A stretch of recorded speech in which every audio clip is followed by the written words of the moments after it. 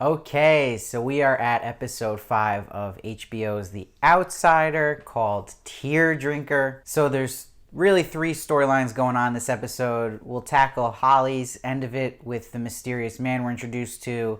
Then there's Jack Hoskins, and then there is Ralph and his wife that are focused in on. So last episode was a very Holly-centric episode. This one kind of switched back more to Ralph's storyline. But with Holly's storyline this episode, it more is to serve a purpose to connect to this mysterious man we're introduced to in the beginning. So it's kind of doing the same kind of opening from last week where it opens from the past and then explains, by the end of this episode, gets to us who this man is that's laying there who was shot, but he has the same red neck as Jack Hoskins. So Holly has this relationship with this bartender who's kind of a trope in these type of stories where she asks all the questions and then she gives these answers that just conveniently fit where the script needs to go. She even gives this mysterious outsider a name in Tear Drinker after getting information from Holly that he feeds off of grief, and even suggests, hey, maybe we go to a funeral home as a spot where he would be. And then Holly kind of transitions that to, how about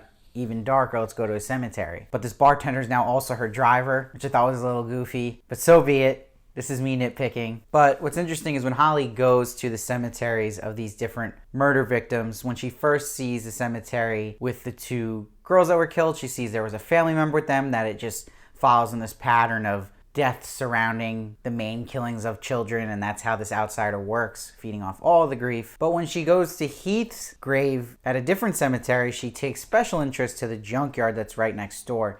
And this will set up a theme going too, where this outsider kind of is showing his cards a bit and not as discreet as he maybe would like to be, that something goes on with locations next to these grave sites where he would feed off and linger, as Holly would say, of the dead. So because of her seeing this pattern, she wants Ralph, always the pessimist and hard to convince, to go to Terry's grave, check out what's near it, and take photos of that, which we'll get into in Ralph's storyline. But Holly actually sees this mysterious man from the beginning at Heath's grave, and he says, talking about, we can assume is the outsider, he screwed me over and he screwed him over, talking about Heath. So this is important because this will trigger Holly now from seeing these clean sheets at Heath's house to now seeing this man with grief, that when she sees Andy in this hotel, she takes the history from her previous work in that identifying gestures of remorse, and that it could show that this person was part of these killings, and attaches it to this man we were introduced to in the beginning.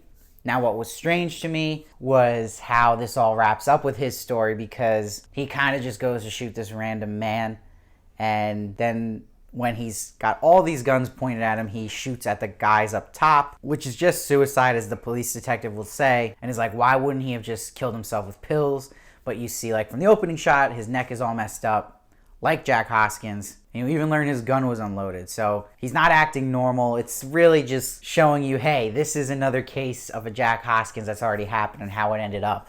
Will this happen with our main person with a crazy neck? But this all feels too on the nose. It just feels like, hey, opening shot with the neck, maybe not even show the neck yet, and then show that at the end as a reveal. Because we already knew this, so it's just kind of showing you, hey, this is another person like Jack Hoskins, and this is what he might do. It's like, yeah, anyone can connect that. It's not really revealed in a suspenseful way. I feel like there's just some odd choices in how they're presenting everything in this show. So when we go to the scenes with Jack Hoskins in this episode, which are getting repetitive and on loop, which I was worried about because, like I always say, he's like the bully from the It movie, and that he's obeying another force and he's going to get in the way of our main central protagonist. But I think that works more in a movie format and in a book. But in a TV show, it just feels like it's on loop.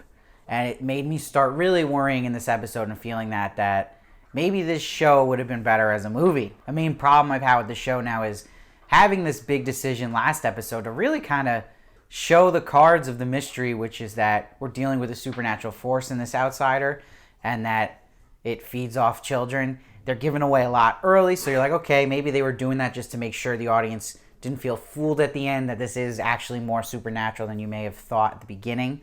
But in that, you're taking away the suspense and mystery. I'm going to compare it to a show on Apple TV Plus that's like this, which is Servant. But what that show, you should check out, does a lot better is keeping the mystery throughout the whole season and not showing all its cards right away.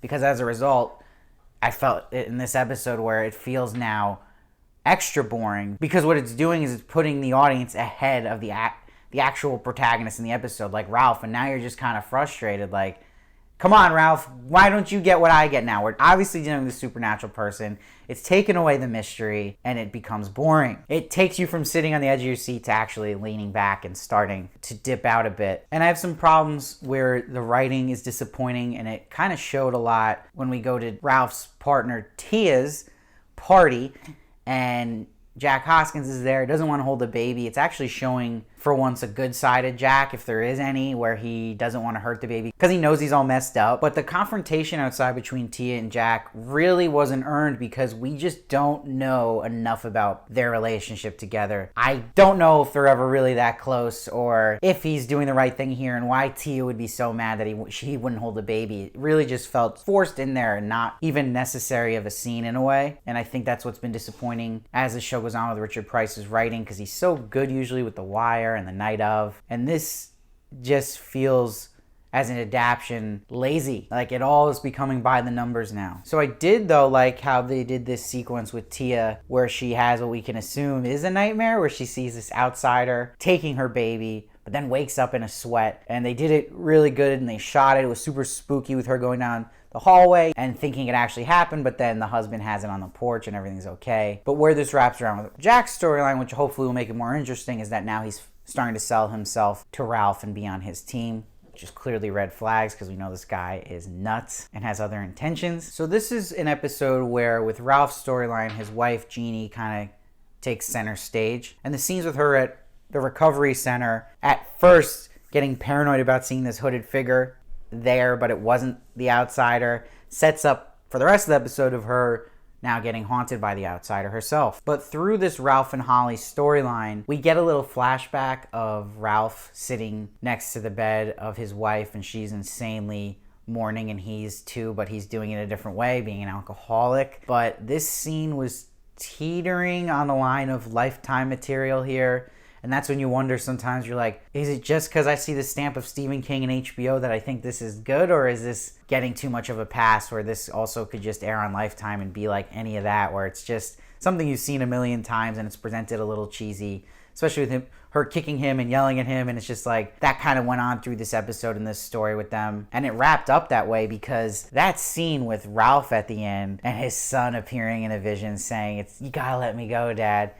That has been done a billion times, and that's what I'm talking about. The writing feels a little lazy and not creative enough. And it's cheesy. And I mean, who is giving these haircuts? Like, why does Ralph's son have this Partridge Family haircut when he appears to him? I don't get it. It doesn't help. But going back to what did work for me, when Jeannie is being haunted by the outsider, you actually hear him talk for the first time, and to me it sounded like Ben Mendelsohn's voice, who plays Ralph. And it had like a filter on it. So this kind of connects to where Jessa, when she saw the outsider, it looked like her dad and Terry. So it's just kind of making sense that this is probably going to eventually be her seeing Ralph in this hood, which could get interesting because that's the outsider's move. That's how he tricks you. But he's saying the same thing where he's like, tell Ralph to stop. But even in the next scene when Ralph and Jeannie are sitting outside talking about this, again, you see how this interaction is going to go before it even happens, or he's just going to put it towards her sleepwalking and that she used to be on meds, and her saying, no, I'm seeing this, you're wrong. It's like, that's where it's getting just boring. It's like really just dumbed down a bit. And I saw a lot of people actually not liking this mysterious woman the last episode come in and explain El Cuco, that it was just too much of a trope and too easy. I didn't agree with that because I thought it really worked well and was effective, but I got that point. But in this episode, for people who feel that way about Eunice's monologue about dreams are messages, bro, he literally says to Ralph, I'm with you on that one, because that was really forced in and super tropey in just any kind of horror story, and just giving the information you need to hear to make this story fit in place. It's not letting the story come to the characters, if that makes sense. And it's the story first, but it's taking too much of a hold on making this feel natural and real. Like, little moments like this kind of pull you out of it. Oh, and just to top off things that made me roll my eyes in this episode, when Ralph and his wife actually go to Terry's grave and Eunice is like, oh, look, there's the barn. That's really suspending my disbelief that when they had all these cops there at the barn earlier, no one noticed it was right near the cemetery. No one knew that cemetery was right next to that location in town. Come on. It's amazing they just found this. So again, I try to just be completely honest in all my reviews. And even though I'm covering every episode of this show, if I think it's bad, I'm going to say that. And I thought this is the first episode I could pretty much say it wasn't good. Like, I had to just take a step back, and it's tough because, again, I always say the first 2 episodes blew me away. And then last week's I thought was pretty good. But episode 3 and this one weren't so great. And this one was the worst to me, and I think it's really suffering from maybe paying for showing all its cards in episode 4 about what we're dealing with the outsider and getting rid of that suspense that's much needed and what's going on. That feeling is kind of going away fast. I think you know when these scenes are happening what's going on and that we're dealing with this mysterious shapeshifter-esque person. They've given you all those pieces already, so I'm just kind of seeing this on loop, and that's why I feel like it would have worked better as a movie, or if you held that reveal to later on. But the writing part here was really struggling for me in this episode, so I'm giving this one a 6.1. And please, if you love this episode, or if you agree with me, let's just keep it civil with each other in the comments below. I really want to hear your thoughts though, and please make sure to subscribe so you don't miss one of my reviews of The Outsider. I'll be doing every episode. I'll also be reviewing Better Call Saul, which is coming up soon. I also do celebrity interviews, so make sure to check those out as well. And please follow me at SteveVarley1 on Twitter and Instagram for more of me. And I'll see you next time.